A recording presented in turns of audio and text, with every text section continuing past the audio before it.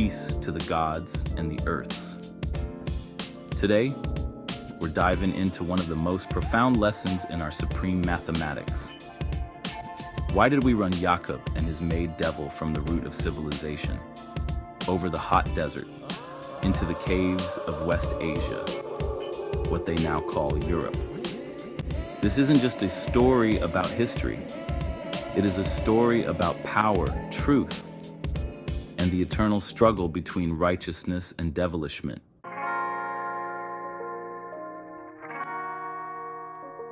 First, let's set the stage. The root of civilization is the Arabian Desert, a sacred and ancient land where the original people, the righteous ones, lived in harmony. This was the cradle of knowledge, the center of balance, the place where the Supreme Being laid the foundation for all life.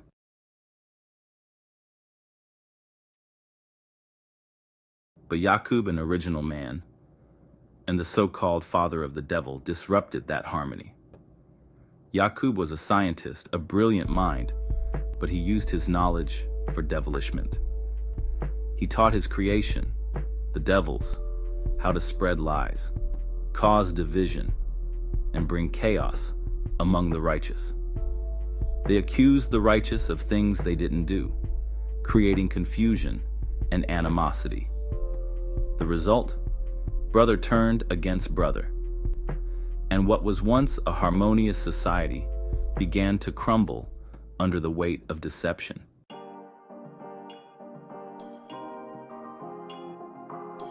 The righteous people saw the damage and decided to act.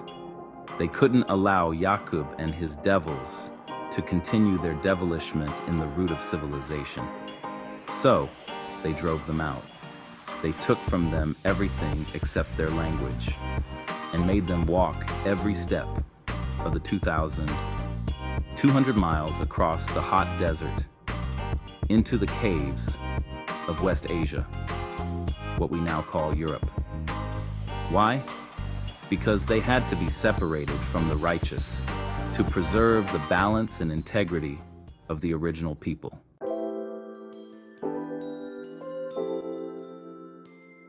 Now let's talk about the meaning of yew and rope. Yew refers to the hillsides, the rugged and barren land where these devils were exiled. Rope symbolizes the rope that binds, representing the constraints placed upon them, both physically and spiritually. This exile was not just a punishment. It was a lesson, a reminder that actions have consequences, and devilishment will not be tolerated in the land of the righteous.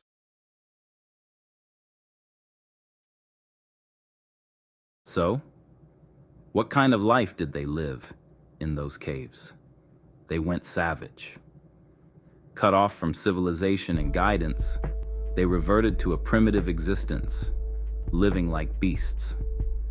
They lost their connection to the divine principles of truth, justice, and equality. Their survival became their only focus, and in their desperation, they developed further trickery and deceit to adapt to their harsh environment. It was 6,019 years ago when this exile occurred.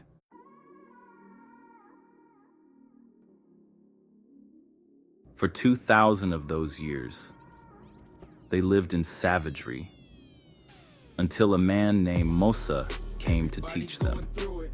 Musa, a half-original man and a prophet, was predicted by the 23 scientists in the year 1, 15,019 years ago today. His mission was monumental: to teach the devils how to live a respectful life, how to build homes, and to share with them some of the tricknology that Yacub had initially taught. This tricknology included lies, theft, and manipulation.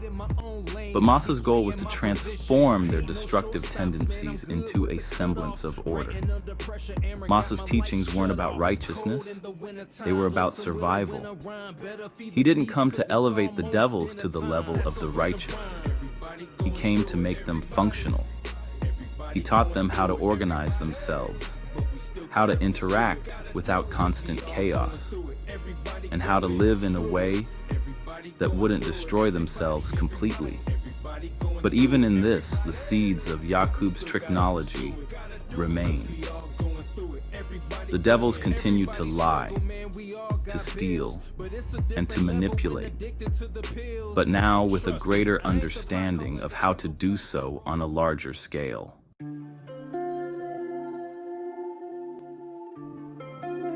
The story of Yacub and his devils is not just a tale of the past.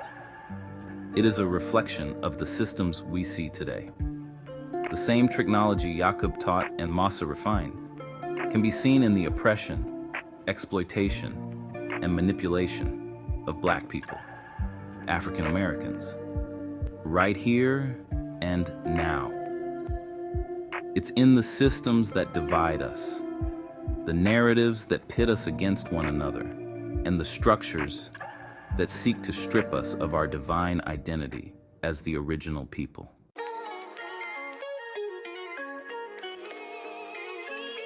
So, why is this lesson important for us today? Because it reminds us of who we are and where we come from. We are the original people, the makers and owners of the earth. We are the gods and the earths, and it is our responsibility to recognize the devilishment around us and rise above it. Yacub's story is a warning, a reminder of what happens when knowledge is used for selfish and destructive purposes.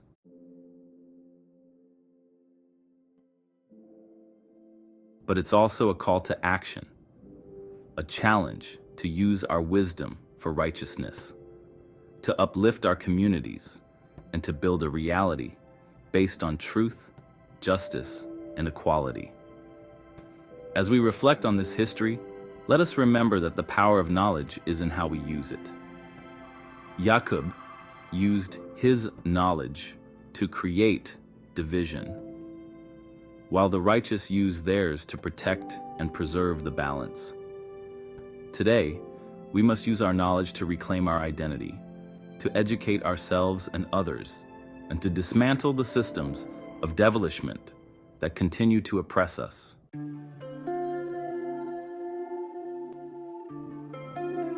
We, the nation of gods and earths, stand as the poor righteous teachers, committed to spreading knowledge of self, freedom, justice, and equality. We reject the lies and technology of the devil, and instead choose to live in alignment with divine principles. Let this story inspire you to do the same. Remember, peace is not just the absence of conflict. It is the presence of balance and harmony. And as the original people, it is our duty to maintain that balance, to protect the root of civilization, and to stand strong against any force that seeks to disrupt the divine order.